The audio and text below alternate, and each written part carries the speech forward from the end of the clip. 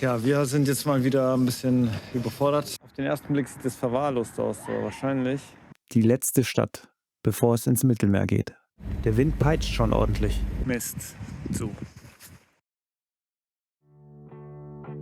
Das letzte Mal sind wir in Lyon gestartet. Dabei wurden die Tage immer kürzer und die Schleusen immer größer. Auf der Rhone mussten wir gegen starken Wind ankämpfen. Und es gab jede Menge seltsamer Gegebenheiten entlang des Flusses.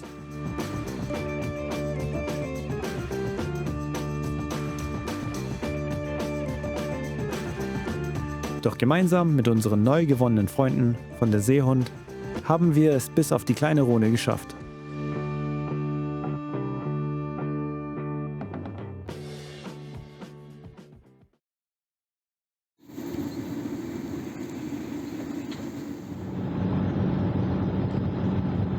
Zwei Wege. Eins ist der sichere Weg, aber außenrum, und eins ist der unsichere Weg, innenrum. Wir versuchen jetzt den unsicheren Weg.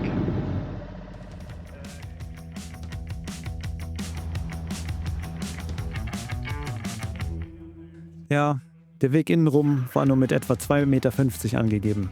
Bei einer Tiefe von 1,60 Meter ist man da ein wenig vorsichtig. Doch der Weg außenrum wäre etwa 3-mal so lang. Also probieren wir es. Und...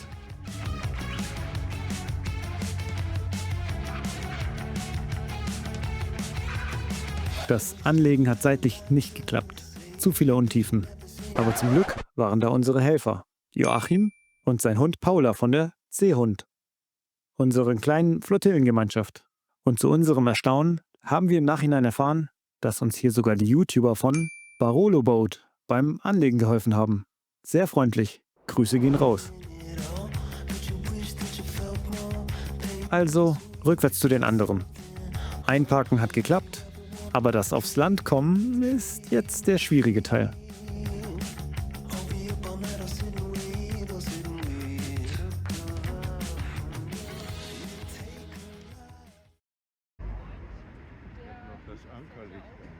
Egmond. Sieht aus wie aus einem Märchen. Eine mittelalterliche Festung, umgeben von rosa Salzfeldern. Von Stadtmauern umschlossen, wie aus einem Fantasyfilm.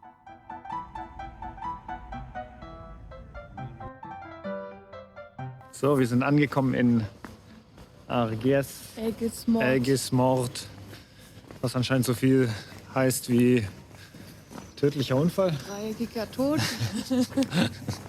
Sehr makaber, aber sehr sympathischer Hafen. Ja, wir sind jetzt mal wieder ein bisschen überfordert mit ein paar Entscheidungen, die wir treffen müssen. Wir wollten ja eigentlich ins Set unser Mast stellen. Kostet. Aber haben wir gehört, relativ viel. Doppelt so viel pro Nacht wie hier. Der Liegeplatz. Wir haben jetzt 26 Euro pro Nacht bezahlt, was auch schon langsam happig ist. Naja, noch sind es Ostseepreise. Und noch sind es Ostseepreise, ja. Aber in Set haben wir gehört, es ist doppelt so teuer. Und Maststellen kostet hier jetzt 90 Euro. Jetzt überlegen wir, was wir weitermachen. Morgen ist der einzige Tag, der noch einigermaßen passablen Wind fürs Mittelmeer hat, für unsere Strecke. Ab dann kommt wahrscheinlich der Mistral oder ein krasser Sturm, der jetzt halt 5 Tage andauern wird. Das heißt, dann würden wir feststecken, zumindest auf den Kanälen. Aber das schaffen wir nicht morgen. Aber das schaffen wir nicht, weil wir den Mast noch vorbereiten wollten. Das heißt, neue Kabel noch rein durchziehen und Lampe austauschen. Tricky. Ja, in der Tat tricky. Aber wie man merkt, sind wir ganz aufgeregt. Ich meine, wer kann es uns verübeln? Nach all den Abenteuern im Kanal.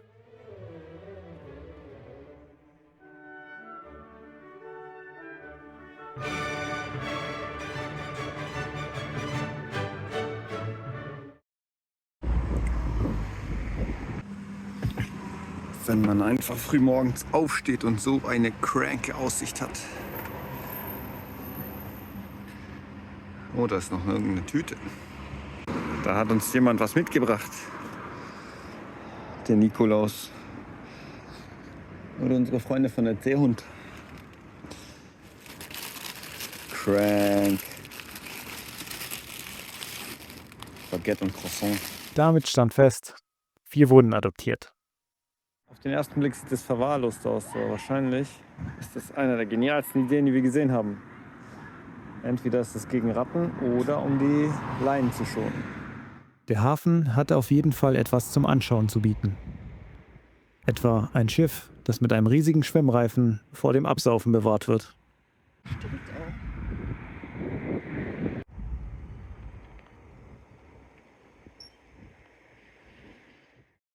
Aber sei es drum. Wir sind bekanntlich Jäger der kostenlosen Kultur. Und Doro fand in der Nähe einen Naturschutzpark, den wir uns mal näher ansehen wollten. Vielleicht gäbe es ja sogar ein paar Flamingos zu sehen. Mist. Zu.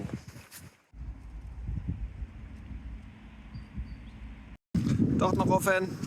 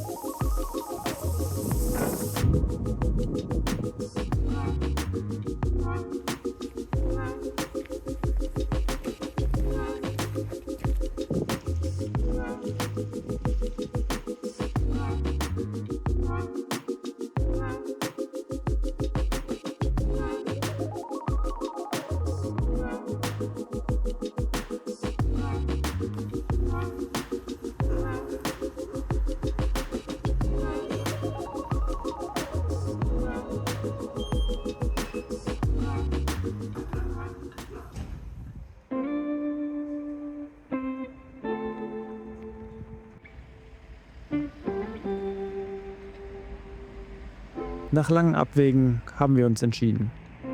Wir lassen den Mast ins Set stellen. Die letzte Stadt, bevor es ins Mittelmeer geht.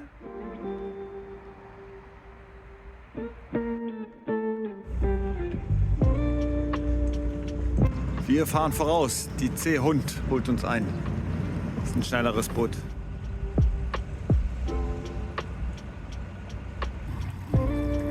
So, das war's mit Aegis Morte. Sehr schönes Plätzchen hier. Wir gehen jetzt zur letzten Station, bevor es nach Set geht. Ist so ein Zwischenponton. Wir sind uns unsicher, ob Strom und Wasser da an sind. Der Süden zeigt sich von seiner milden Seite. 10 Grad im Dezember, gefühlt wie Frühling. Nachts wird's kühl. Aber mit Steckdosen im Hafen kann man sich ja mal ein bisschen Luxus gönnen.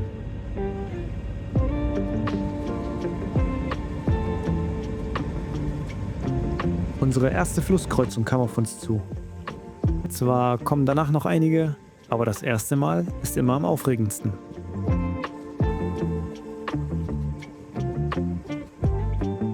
Wir könnten jetzt auch einfach nach links abbiegen und wären schon im Mittelmeer. Doch ohne Mast keine so gute Idee.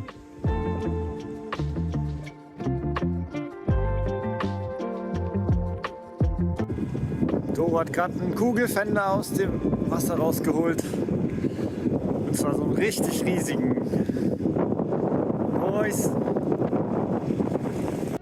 Allmählich frischte der Wind auf, während wir noch ein wenig die Lebensart hier in Südfrankreich bewunderten. Leben am Fluss und am Mittelmeer muss ja auch etwas ganz Besonderes sein. Es war definitiv einer der unvorstellbarsten Wege für uns. So sieht das Ganze von oben aus. Hier eine Lagune, dort das Mittelmeer. Und entlang der Mitte fahren wir.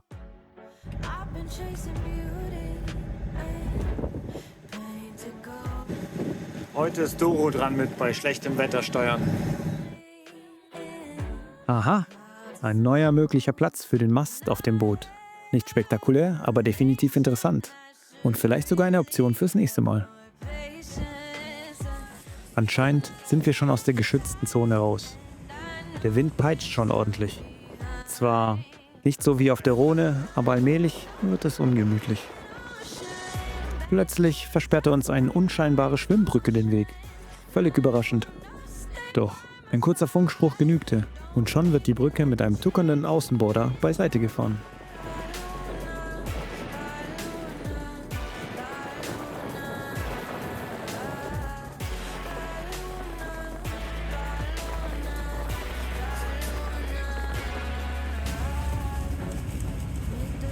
Es wurde wilder. Der Wind drehte doch noch einmal ordentlich auf. Doro hatte die Idee, mal unser mechanisches Schalenanemometer auszuprobieren. Und siehe da, 45. Jo.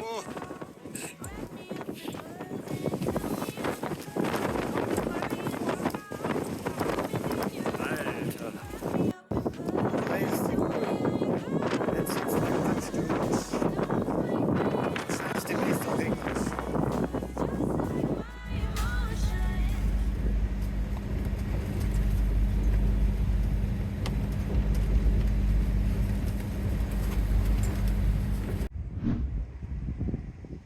wir sind in Frontillon angekommen und konnten sogar der Seehund beim Anlegen helfen.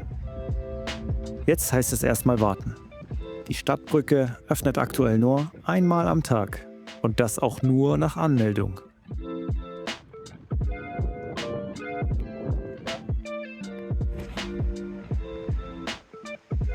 So, das ist jetzt unsere Brücke, auf die wir warten müssen. Die macht um 16 Uhr auf, also in etwa einer Stunde. Dann sind wir auch an unserem magischen Ponton.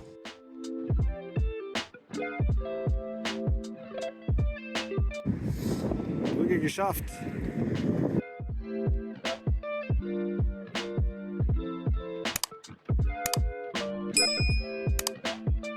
Die größte Herausforderung hier? Der Automat zum Bezahlen. Der war nämlich gar nicht so benutzerfreundlich.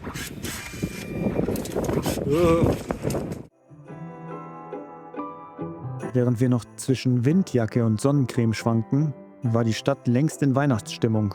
Lichterketten, Deko, Weihnachtsmusik. Hier war klar, Südfrankreich kann auch Dezember.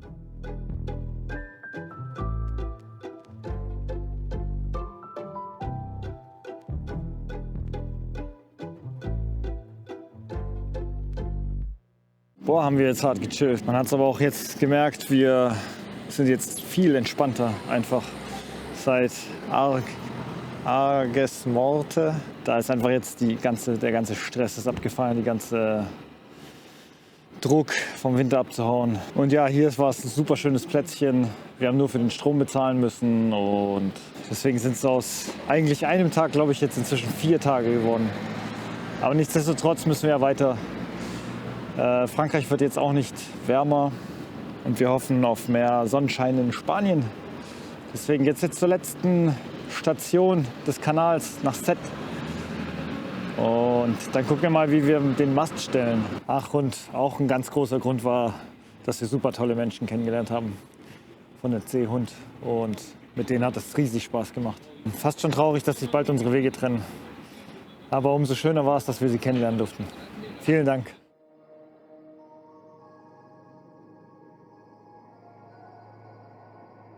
Es ist soweit. Unsere letzte Etappe auf den französischen Kanälen beginnt.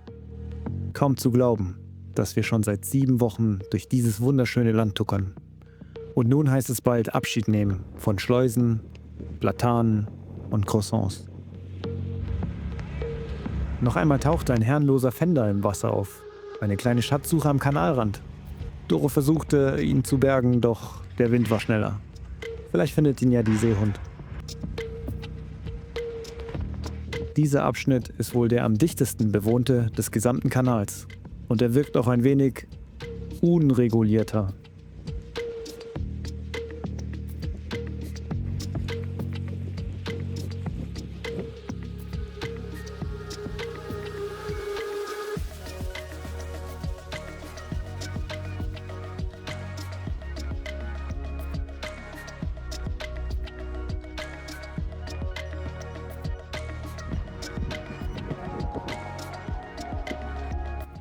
Die Stege sehen alle so selbst gebaut aus.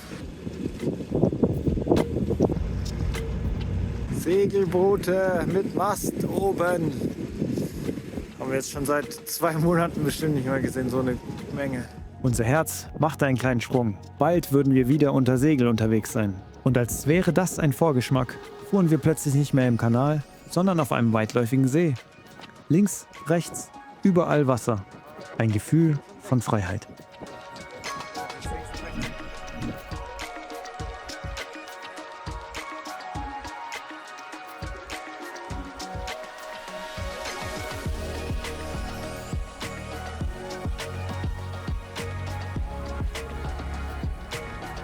Große Frage, würden wir drunter passen? Unter die Brücke.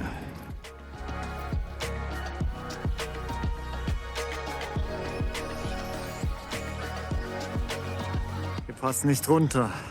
Offiziell auf der Website macht sie erst um 19 Uhr auf. Das heißt so in 6 Stunden. Also hieß es, Motor aus, Füße hoch, Wartezeit. Doch Gisela von der Seehund hatte einen unschlagbaren Plan B. Selbstgemachte Spätzle. Und wer könnte da schon Nein sagen? Und machst du uns hinten ab? Vorne.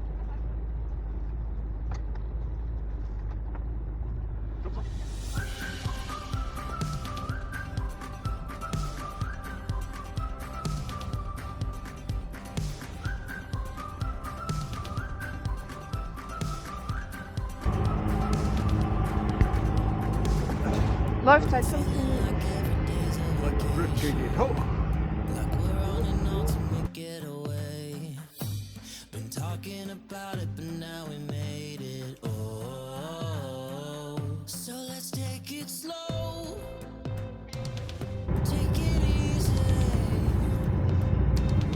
Weißt du, wo lang?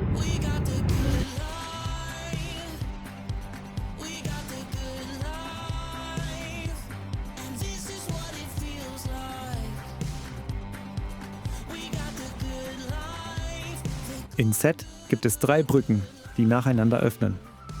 Außerhalb der Saison allerdings nur 2-mal am Tag. Zum Glück muss man zwischen den einzelnen Brücken nicht lange warten.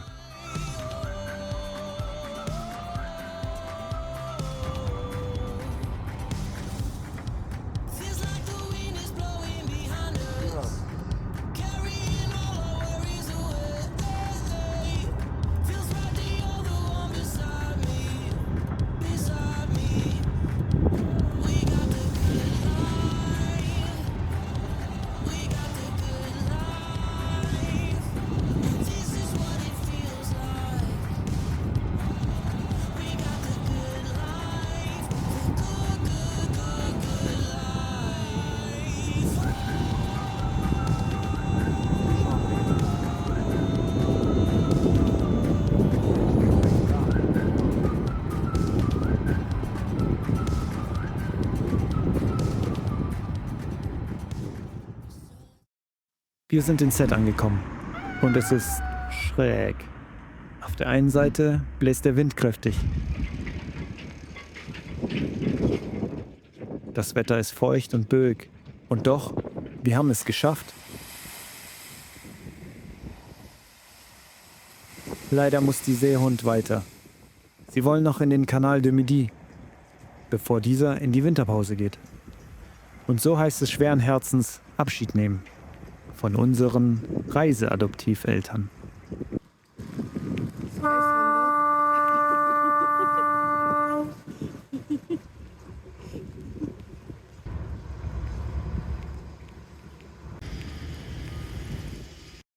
Warum wir die Nami komplett aus dem Wasser holen mussten? Tja, das verraten wir euch beim nächsten Mal.